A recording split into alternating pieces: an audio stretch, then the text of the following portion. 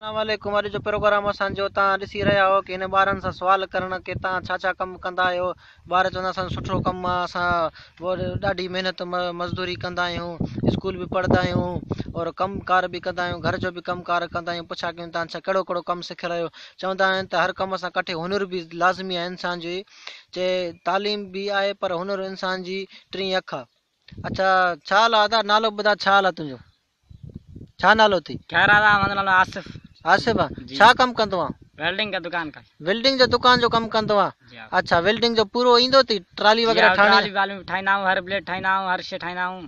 पंहिंजी दुकान आहे उते चाचू कमु कंदो आहे, सभु पाण कमु। अच्छा वज़नी इहो कमु आहे तव्हांजो, इहो ट्रालियुनि जो त बि करे थो वञे, थ्रेशन जो इन्हनि जो हथोड़नि जो कंदा आहियूं। धक वक बि लॻंदा आहिनि, छा कयूं, मजबूरी कयूं था। हुनर न पढ़ियासीं न, स्कूल वियासीं हिकु दफ़ो फादर लॻा।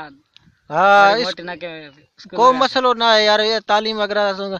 तू अदा छा जो कम कंदा सोहेल? मैं ट्रांसफर ठाहींदा आहियूं, मोटर ठाहींदा आहियूं वगैरह ठाहींदा। अच्छा तू मोटर वगैरह ट्रांसफर वगैरह ठाहे वनी तो तू? हां जी हां, मोटर ठाहे कनेक्शन करे वेंदो आहियां। तुंहिंजो बि वज़न ई ॾाढो कम आहे। स्कूल पढ़ी तो? जी हां पढ़। माशाल्लाह यार, स्कूल भी पढ़ी तो, जेको आहे त हे भी कमकार भी करी तो, इहो त ॾाढो भलो कम आहे।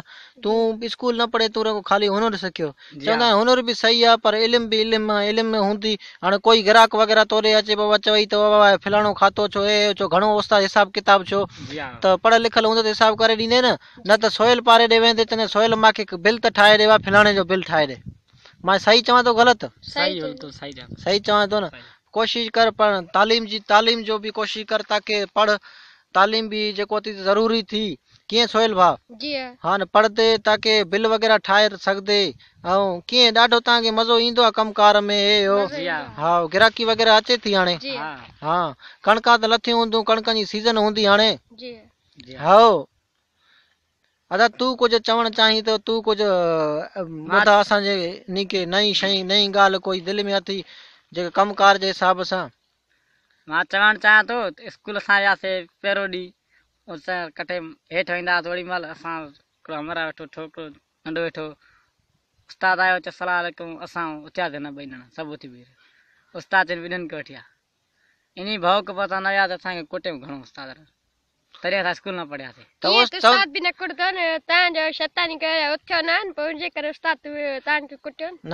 ॾिस नंढड़ो ॿार आहे, मासूम आहे, ॾिस कहिड़ी ॻाल्हि कई ते उस्ताद ईअं त फज़ूल त न कुटींदा आहिनि तव्हांखे त बाबा तव्हां तो न ज़ाहिरी ॻाल्हि उस्ताद जी इज़त करणी हूंदी आहे। उस्ताद जे साम्हूं जेको आहे त तूं बीह अची ॻाल्हाईंदे त पोइ मज़ो न ईंदो ॾाढो। हिन प्रोग्राम में मूंखे इजाज़त ॾिजो, तव्हां सां हाल अहवाल बि कयोसीं, ॾाढो मज़ो आयो हिन प्रोग्राम में।